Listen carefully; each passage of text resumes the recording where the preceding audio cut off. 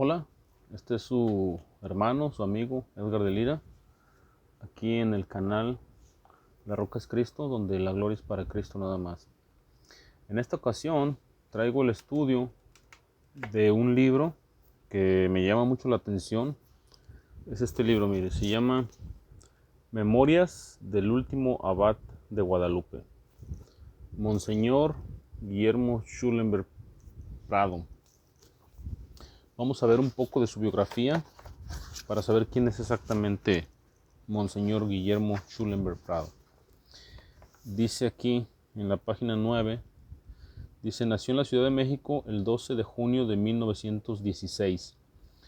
Sus padres fueron el ingeniero de minas don Mateo von der Schulenburg, de nacionalidad alemana, y su madre la señora doña Carmen Prado de von der Schulenburg. Entró al Seminario Conciliar de México el 20 de enero de 1930, en donde estudió Humanidades y Filosofía. Fue enviado a Roma al Colegio Pío Latinoamericano, haciendo la licenciatura de Teología y Bachillerato del Derecho Canónico de la Universidad Gregoriana. Regresó a México durante la Segunda Guerra Mundial, dando clases en el Seminario Conciliar de la Arquidiócesis de México, tanto de latín como de griego, y posteriormente de filosofía, de derecho público eclesiástico y de ascética. Fue vicerrector y rector del mismo Seminario Conciliar de la Arquidiócesis de México. En la última etapa de su rectoría fungió como presidente de la Organización de Seminarios de América Latina. En el mes de mayo de 1963 recibió de su santidad el Papa Juan XXIII el nombramiento de abad secular de la insigne y nacional Colegiata de Santa María de Guadalupe, cuyo cargo ejerció durante más de 33 años, renunciando a dicha función el 6 de septiembre de 1996. Bien, como verán ustedes, no es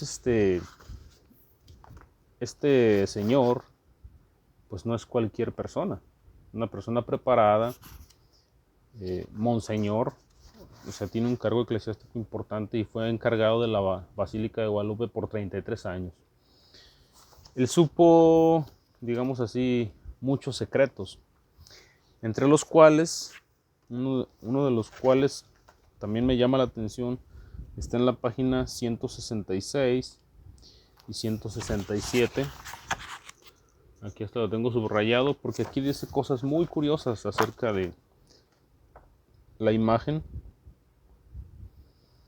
Dice aquí, no lo voy a leer todo, esto es digamos un resumen, pero dice que la tilma presenta huellas de corte perimetral, lo que hace suponer que su tamaño era mayor, o sea que la cortaron, y fue cortada de nuevo por la parte inferior, y se pueden apreciar otros recortes de la tela de la imagen del lado izquierdo, o sea, fue mutilada y cortada y vuelta a cortar, de una aparición milagrosa. ¿Usted se imagina que la van a estar cortando y manipulando de esa manera?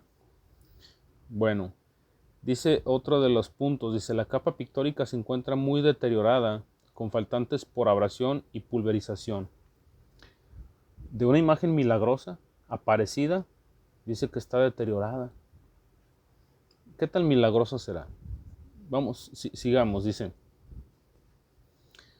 ayudados por un microscopio de 2080, a fin de profundizar en la apreciación inicial acerca de la pulverización y abrasión, haciéndose más notoria la inestabilidad del pigmento sobre la tela, como resultado de las observaciones practicadas con sumo cuidado, cabe mencionar con absoluta honestidad lo siguiente. La imagen presenta claramente preparación de color blanco que en algunas zonas atraviesa el lienzo y es visible por el reverso. De acuerdo con el examen inicial al microscopio, por su aspecto y comportamiento se opinan con absoluta seriedad que la tela de la imagen es de cáñamo. Al analizar la técnica practicada en su confección, aparece la llamada al temple en diversas variantes: aguazo, temple de cera, temple de resinas o aceites, temple labrado. El trazo de la imagen presenta arrepentimientos en diversas zonas, resplandor, ornamentación dorada del manto y de la túnica, ángel, etcétera. O sea, son las zonas donde presenta estos arrepentimientos. O sea, un arrepentimiento, una pintura es una modificación que se hace. ¿Qué quiero decir con esto? Que la imagen, y según lo que está diciendo, aparte de las técnicas mencionadas, es una pintura. No es una aparición milagrosa, es una pintura. Es lo que está diciendo aquí. Y dice que tiene una preparación.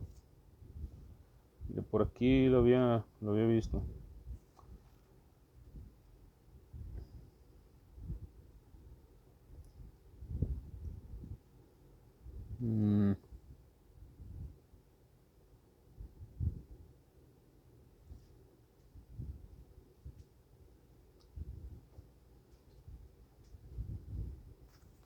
Creo que eso está más adelante. Bueno, dice que fue preparado, tiene un fondo blanco que fue pintado. Es una preparación que se hace precisamente, pues, cuando se va a hacer una pintura. Entonces, pues sí, definitivamente nos dice aquí este libro que la imagen milagrosa de Guadalupe es una pintura. Ahora mire, vamos aquí en la página 286, también me encontré algo muy peculiar. Dice, la narración fundamental, que es el famoso Nican Mopowa, palabra náhuatl con la que empieza esa narración, que significa aquí se cuenta, aquí se narra, aquí se dice. Tiene un sabor profundamente indígena, de mentalidad indígena, de creencias, de fe, de costumbres, de ideas indígenas, pero también tiene un sentido europeo de catequesis. Aquí, en la colina del Tepeyac, antes de que llegara Guadalupe, antes de que llegara la Santísima Virgen María, la verdadera madre del verdadero Dios, por quien se vive, de acuerdo con la narración del Nican Mopowa, había un ídolo, la Tonantzin, que es el diminutivo de Tonán, que significa nuestra madrecita, la madrecita, a la que los indios le prestaban adoración idolátrica. Y luego aquí dice Monseñor Schulenburg, por un precioso sincretismo religioso fue sustituida, superada y cambiada. Un sincretismo religioso, o sea, les quitaron a Tonantzin y les pusieron a la Guadalupe. No es que se apareció, se las pusieron. Eso se llama un sincretismo. Digamos un ídolo pagano, hacen lo que se llama una cristianización o le cambian el nombre y la imagen, que suene más cristiano, digamos otro aspecto, pero en el fondo sigue siendo el mismo, pero la persona que era afín a ese culto, digamos así, queda contenta, porque de alguna manera le respetaron ese ídolo. Lo modificaron, sí, le cambiaron el nombre, sí, pero él en el fondo dice, bueno, pero yo sigo trayéndole bailables de matachines y danzantes, pues a la Tonantzin, que es lo que realmente hacen hoy en día. Dice entonces, por un precioso sincretismo religioso fue sustituida, superada y cambiada por la verdadera devoción a la verdadera Madre de Dios, la Diosinantzin y ya no la Tonantzin. Entonces dice aquí también, dice, ella es, como se dice en griego, la Theotokos, la verdadera Madre de Dios, no solamente la Christokokos, la verdadera Madre de Cristo. Aquí hace una diferencia.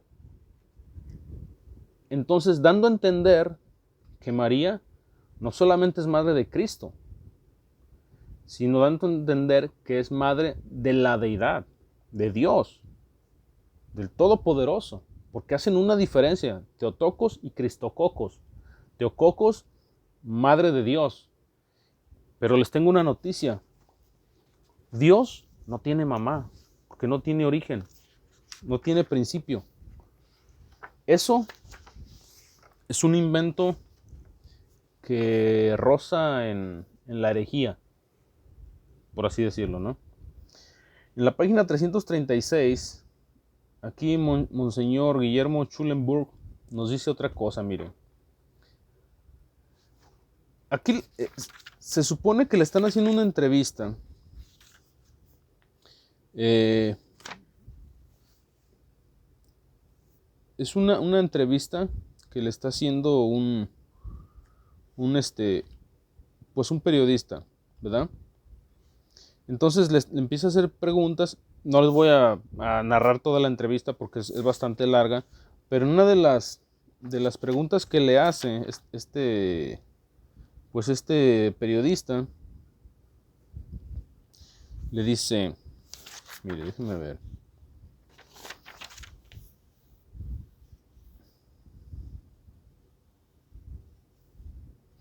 Dice, entonces para usted, es la pregunta, como custodio de la fe guadalupana, ¿lo que importa es el misterio de fe y no el acontecimiento? Entonces, entre otras cosas, responde muchas cosas, ¿verdad? Pero fíjense, una de las respuestas que da Monseñor Schulenburg dice, en nada se enturbia la calidad de nuestra fe con demostración o sin demostración de las apariciones. O sea, no importa si se apareció o no se apareció, pero nosotros, pues creemos, ¿verdad? Profundicemos un poco más. ¿Qué es teológica y bíblicamente una aparición? Es un fenómeno interior que por una gracia especial de Dios hace que un hombre vea lo que nadie ve y oiga lo que nadie oye. Él solo es testigo de su propia experiencia. Ok, entonces dice aquí, otra pregunta, le dicen, ¿qué pasa entonces con Juan Diego? ¿Existió? Le hace una pregunta a este periodista. ¿Es un símbolo o una realidad? Entonces, ¿cómo encaja aquí la beatificación que de él hizo el Papa? Y responde Monseñor, esa beatificación es un reconocimiento de culto, no es un reconocimiento de la existencia física y real del personaje. O sea, a la gente se le ocurrió darle culto a un personaje llamado Juan Diego, que se inventaron, y el Papa vino a canonizar el culto a un personaje inventado, aunque no haya existido. Eso es lo que está diciendo Monseñor Schulenburg. Aquí en la página 337 dice, en la Congregación para las Causas de los Santos no dijeron, pruébanos la existencia de Juan Diego. Y no lo dijeron porque es un elemento histórico difícil de probar después de 450 años, ya que no hay los documentos para hacerlo.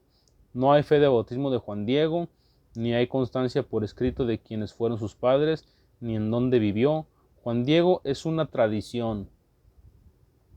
¿Cómo ve? En suma, no hay manera de descubrir su existencia. Como un eclesiástico muy metido en el asunto, digo que no se debió reconocer a Juan Diego porque no consta que haya existido ese culto. Bueno, pero lo reconocieron porque pues les convino, ¿no?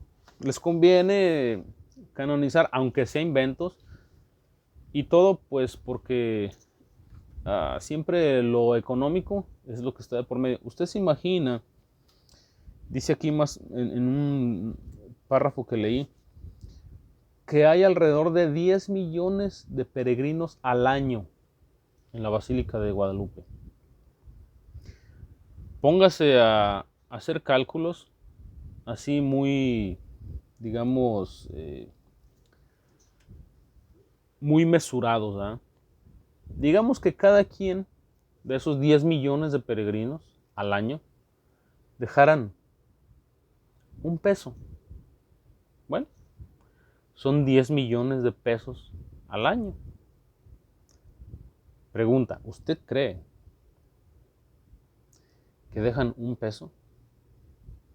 Digo, habrá alguno que sí, yo no digo que no, pero no todos. Imagínese gente que viene de Europa, que va de Estados Unidos, de otros países, ¿no?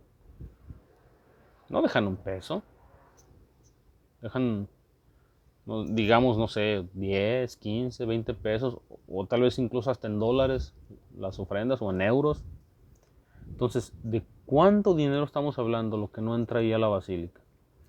¿Usted cree que no les convenía decirle a todo el mundo que sí, que fue un hecho histórico, que a Juan Diego existió y que se le apareció pues un ser llamado Guadalupe y que le mandó a hacer pues una casita, una chocita ahí en las faldas del cerro. ¿Usted cree que no les conviene todo eso? Por eso lo tuvieron que canonizar, pero aquí nos está diciendo que no hay pruebas de eso. Dice, miren, esto manéjenlo como culto inmemorial. Prueben que ha habido un culto hace muchos años y manéjenlo así. No traten de probar la existencia histórica del personaje porque se van a encontrar con muchas dificultades. Pues claro, si no existe, ¿cómo le van a hacer? El pueblo es el que hace la devoción y la iglesia jerárquica le compete reconocerla o no. Bueno, en este caso les gustó reconocerla, les convino reconocerla, ¿no? Entonces dice, el pueblo es el que hace la devoción. O sea, a mí se me ocurre hacer una devoción y si a la larga eso genera, bueno, pues lo canonizamos, aunque no haya existido, como tantos que han canonizado, ¿no? Y lo dice aquí más abajito, dice,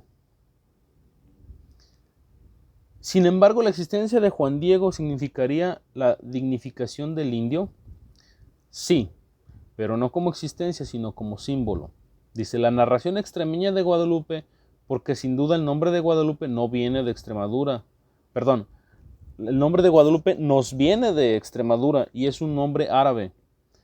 Es una narración esquemáticamente semejante a la que relata la tradición mexicana, aunque la nuestra, como lo muestra el Nican Mopogua, es superior, es más delicada y tierna. Claro, como lo hicieron después, pues lógicamente pues lo modificaron y lo hicieron ver mucho mejor. Ya el engaño fue más fino, ¿verdad? Dice la de allá, una narración del siglo XIII, es la historia de un vaquero que se encuentra en una cueva cercana a un riachuelo que se llama Guadalupe. Una imagen, el que dice que se le apareció la Virgen, que le resucitó una vaca que se le había muerto y que la manda con los sacerdotes para que le construyan una iglesia. En la narración mexicana sucede algo parecido. Juan Diego va con el obispo y la Virgen, que también se le apareció, le cura a su tío Juan Bernardino. El esquema es semejante, pero la narración original ha sido sublimada.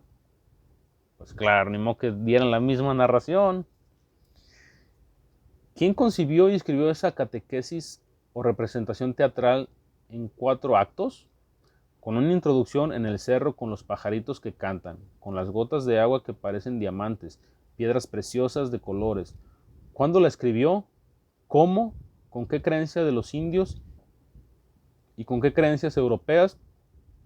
No lo sabemos, y hay que manejarlo en un sentido superior. O sea que esa historia de Guadalupe ya viene desde Extremadura. Hay una historia, dice que en el siglo XIII, y estos acá en México, pues le hicieron sus modificaciones, pues lógicamente no iban a hacer la misma, y la introducen a los mexicanos. Dice, aquí en la página 340, dice, la materia de la que es fabricada, han dicho los escritores antiguos que era ayate. Bien puede ser que en aquellos tiempos se llame así este tejido, pero a la que hoy dan ese nombre, en 1760, es más vasta y rala. Y el hilo del que se fabrica es lo que llaman ixtle o pita, sacada de la penca del maíz. No es así la tela en la que está la santa imagen, según lo que pude comprender, sino de hilo de palma o algodón, y a esto último me arrimo más. Y su tejido es tupido, semejante al lienzo que hoy tejen de algodón, que llaman manta, casi del mismo ancho, que solo tiene 2 tercias, poco más o menos, y así está hecha la capa, de 2 paños o piernas unidas por el medio con una costura tosca. Y claro, el rostro de la Virgen inclinado libra la costura. Si tú crees que es un milagro, dice, por milagro está librando la costura. Y si crees que es pintura, el pintor estuvo iluminado. Bueno, dice, y si fue obra de una mano indígena, cosa en la que creo, porque pienso que fue una mano indígena, mis respetos para el indio que la pintó. Aquí está diciendo que él cree que es una pintura. Y que está, además que no fue hecha en ayate y en tilmetos, que está hecha en algodón. Bien. Bueno, ya lo demás, pues le digo, es un libro muy extenso, te búsquelo, léalo si tienes ganas y tiempo. Se llama Memorias del último abad de Guadalupe, Monseñor Guillermo Schulenberg Prado. Bueno, no quiero hacer muy largo este video. Entonces, básicamente nos dice Monseñor que el culto a Guadalupe es un invento que viene de Extremadura, es una modificación de una historia que ya existía. Y el nombre Guadalupe es árabe. También nos dice que es una pintura, que no se apareció, que Juan Diego no existió, que vinieron a canonizar el culto, no la existencia del indio. Y bueno, como dice el dicho, el que tiene ojos, pues vea, que tiene oídos, oiga. Y también dice otro dicho que no hay peor ciego que el que no quiere ver. Si usted quiere seguir creyendo en que Guadalupe fue una aparición milagrosa y que es María, la Madre de Cristo, la que se apareció allá, está en todo su derecho. Pero aquí los maestros de la Iglesia Católica le están diciendo que no es una aparición. Pero si usted quiere seguir pensando eso, bueno, piénselo. Usted está en su derecho. Pero ya le aclaran que no es así. Bueno, por hoy me despido. Gracias por su atención. Despide de ustedes su amigo, su hermano Edgar de Lira, aquí en el canal La Roca es Cristo, donde la gloria es para Cristo nada más. Saludos, hasta la próxima.